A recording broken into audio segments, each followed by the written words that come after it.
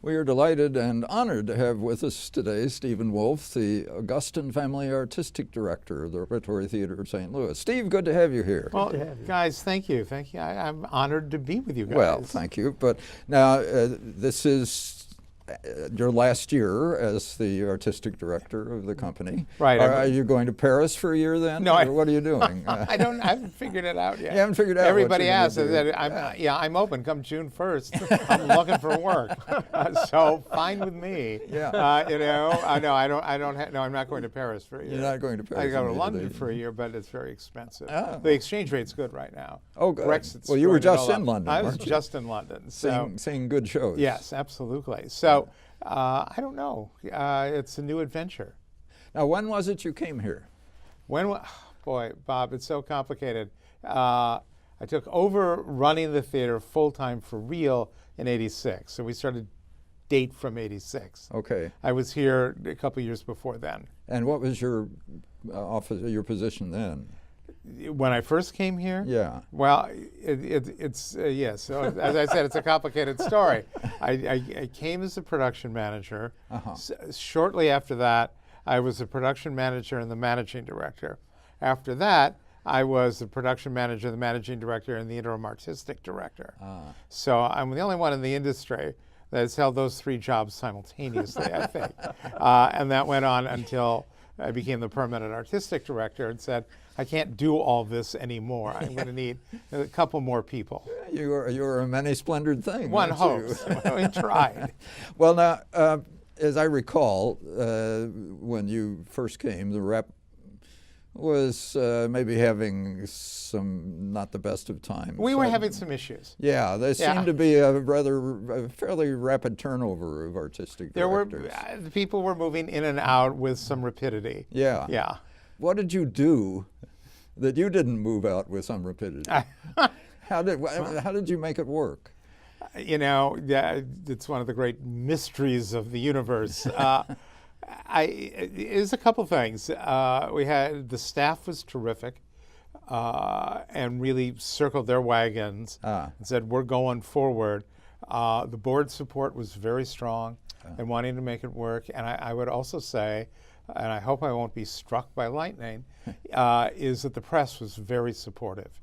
And what we found is, I guess the best way to say it is that they wanted us to succeed. And that was kind of the driver, is no one wanted to see this institution fail. Yeah. And so from the staff, the board, from the press, and the public, they wanted us to keep working. And then it's a matter of picking the right kinds of programming and connecting. Yeah. You know, as my colleagues have said, or study what it is we did. It's also, I pretty much still am in the lobby every night that I'm in town. So it became more personal. And we didn't try to fly high, high to the sun yet at that time. We had solid work to do, and we were picking shows that people could relate to. Now, expand on that a little bit. How you decide what people will like. There's that great story. You remember my wife, Agnes, who had the new theater. Right. And her mother was visiting at one time, and Agnes was complaining about having to raise money and not getting enough people there. And her mother said, well, now tell me, why is it you do plays that nobody wants to see? Yeah, well, So you tried not. We try not to do that, because if people don't want to come, they don't come. It's kind of axiomatic.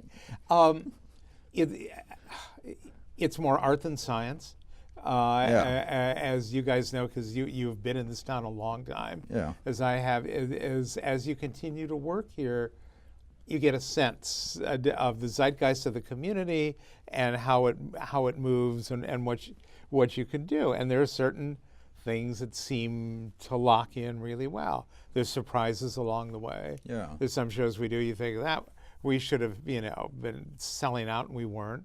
Yeah. And there's some that sell out and are surprises. But it's a matter of that sense of the universe we are living in. I'm not programming for an East Coast or West Coast theater. I'm programming for this theater in this community. Would it be different? Would it be different if we were up in Milwaukee? Would it be different in Chicago? Yeah. Sure. I mean, Chicago's got 80 8 million more people than we do, so you can cast a wider net. Yeah. Are there some shows that you pick that really surprised you in a good way in terms of the response? Probably. You're going to ask me to try and remember what they are, and that's going to be the problem. Well, the one that just comes to my mind always is Galileo. To me, it's one of the best shows I've seen at the Rep or anywhere, really. And yet it's a play about science. Yeah. How did that work out? It was the American premiere, the David Hare version of the script. And Keith Jochum, a longtime actor with the original company, when there was a company at the theater, played Galileo. Science intrigues me. I'm not a scientist. I'm not a mathematician. All of that wonder of the universe is in that show. And so we're trying to establish both the wonder of the discoveries of what this man saw and then the fight with the Catholic Church, so it becomes political also. And so the drumbeat of that piece was both exploration and invention and standing up for what you believe in. That was the famous Norbert Butz playing the little monk, before he went off to Broadway to win lots of Tony stuff. But everybody was on the right path to make it work on the 5-level set that John Azell designed. It was just, I still remember it vividly. Thank you. Me too. Because we rehearse in a rehearsal room on a flat floor. Yeah. So on the 5-level set, you would see somebody in the middle of somebody else's scene, and you realize, oh, they were up there or down there. It was like doing The Humans, where we had a double-level set. And all of a sudden, somebody's walking through your scene. Well, they're actually not at the same level until you get to the theater to have the structure. So it was fun. But I did a lot of research on it. It's like doing, Arcadia, one of my most favorite plays in the world. Yeah. And I still think Stoppard's best play. And I did about a year of research on that piece, on trying to figure out how it worked both personally, scientifically, metaphorically, and that sailed. It was interesting because there were lots of young girls that were coming to that, because the central character ultimately is this young girl in the story. And it had a world of discovery out there that was really sort of fantastic. Yeah, Thomasina, that character is one of my favorites. Yeah. I thought the 6 Degrees of Separation was another one that worked very well. Oh, it sure did. We were the first people to do it outside of New York. Yeah, I think it's a terrific play. Relatively a true story. The cast actually had a row in front of our front row. So we had people coming up saying, I've had front row tickets for 15 years. Said, no, you still have the front row ticket. There seems to be actors in front of you. There was a little nudity in that. Not much. You got a little reaction from that, I believe. We did get some reaction to it, but people kept coming to see it. Yeah. So happy to react any way you'd like. Buying tickets to it. Yeah, it was a big seller for us. And that, you want to talk about reading the community. We were out there with that a little. But worthwhile to say that in choosing a season or picking the matrix of a season, that not only are you going to have something what you think is going to work, you hope they're all going to work, but it's also challenging the audience to say this ride's going to be a little different, and that's how you start to move forward with the literature we're producing and what we're thinking about doing and the scripts we're doing. I think your most ambitious venture had to be the Off-Ramp series, where you tried to build get around objections of subscription audiences by starting completely over with a new audience that knew what it was getting into. Yeah, it's still a personal hurt that we couldn't continue it. Yeah. And that was about money. That wasn't about programming. Well, and it was 2008. So. Well, yeah. Let's start a new venture during the recession where we have to raise extra money to keep it going, and we just couldn't. It also put, a lot of pressure on the staff, a lot of pressure on the operation, but also to the audience members who were subscribers of the main stage, the studio, in the Off-Ramp series. Because you said, well, why don't you just keep coming to the theater every week? Didn't bother me, but the people with real lives said that's, my fantasy life. But I loved it. I was very proud of the work we did there. I remember how incredible it was. I believe you opened with Take Me Out. We opened with Take Me Out. What an incredible production that was. Yeah, Rob Ruggiero directed. Was that his first time in St. Louis? Or? No, he had done something at the Muni before then. That's how we met. But yeah, we had lots of naked men on the stage and showering. We showering. So the reasons we couldn't do it in Webster, we couldn't do it in the studio because we couldn't run the plumbing, and we thought it was a good way to open a series that was really more urban focused and a different kind of thing we were going to do there. And the great fun of that was in rehearsal, I said, Rob, we need to do the shower scene up in the dance studio where there are showers. He said, why? I said, they have to talk.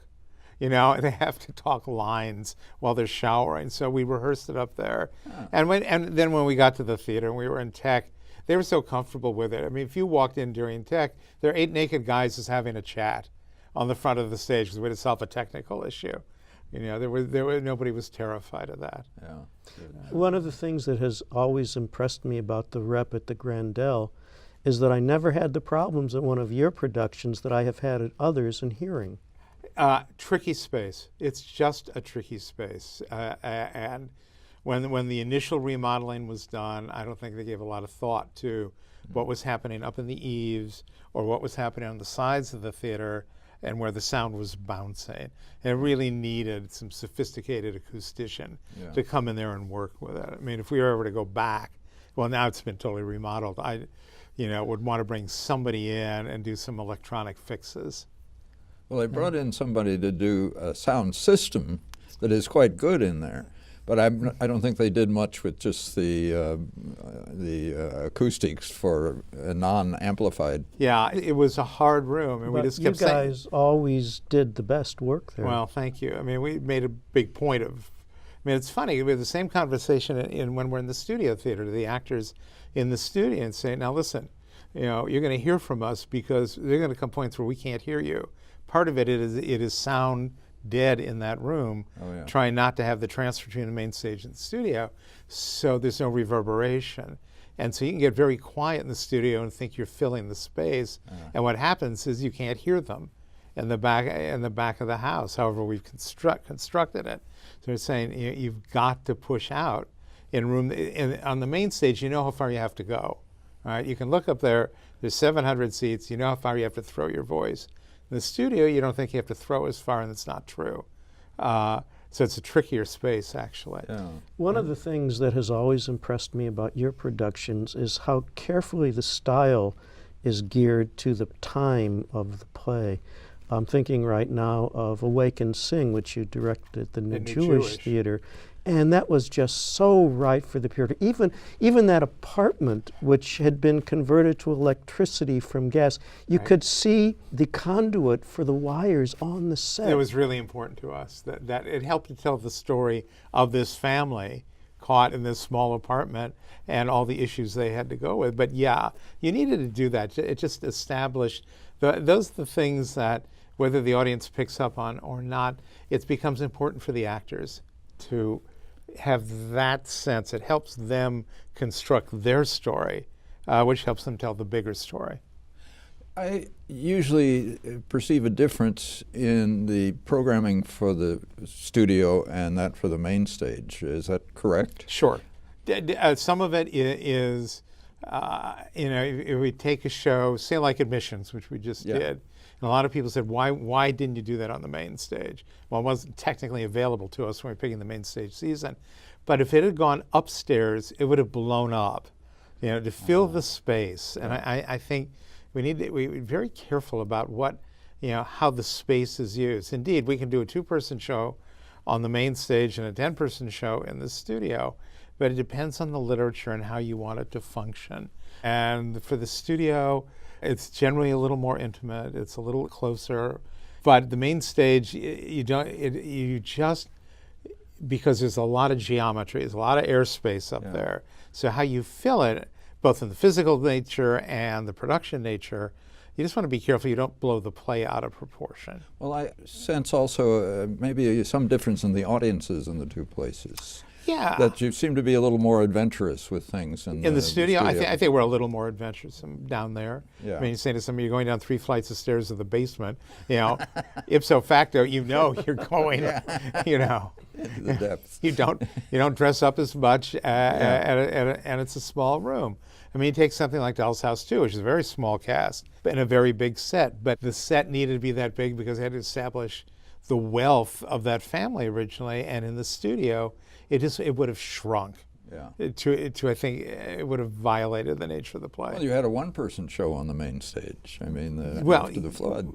When Dale's show. She really filled she filled the space. Yeah. Well, she wanted to be on the main stage. It was clear. Yeah. She was performing on the main stage. Yeah. But it sounded like I Am My Own Wife, which is a one-person show. Yeah. Up there that would have looked wrong. And we could have done it in the studio. Many theaters have done it in their small spaces. Right. But it needed that weight. It must have been quite a challenge to take old wicked songs from the studio where it was so popular to the main stage. Yeah, it was. And we had to be careful with that. But it was one of those, we're trying to pick the season. I thought, only so many people saw it in the studio. And I thought it was a worthy move to take it upstairs and share it with a larger audience. Oh, I agree completely. That was the programming choice there. I just thought there's a story to share that I didn't want to leave it to 1,500, 2,000 people when we could do that so much richer upstairs. Well, I think we are running out of time. Oh, of course.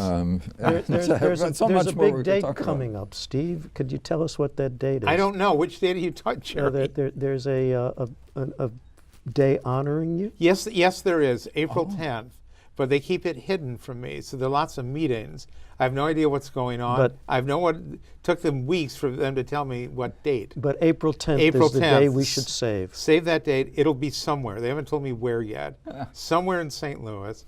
I said, I think my brother wants to come. Could you just tell me the date so he can get here? So they finally, they said, here's the save the date card, so I know what date it is. Well, April 10. Okay. Maybe we'll see if we can get you back after that. Okay, You can I'll tell be us all around. about it. Yeah. Thanks so much, Steve. Well, It's thank great. you guys. Thank you It was for great. coming. Thanks.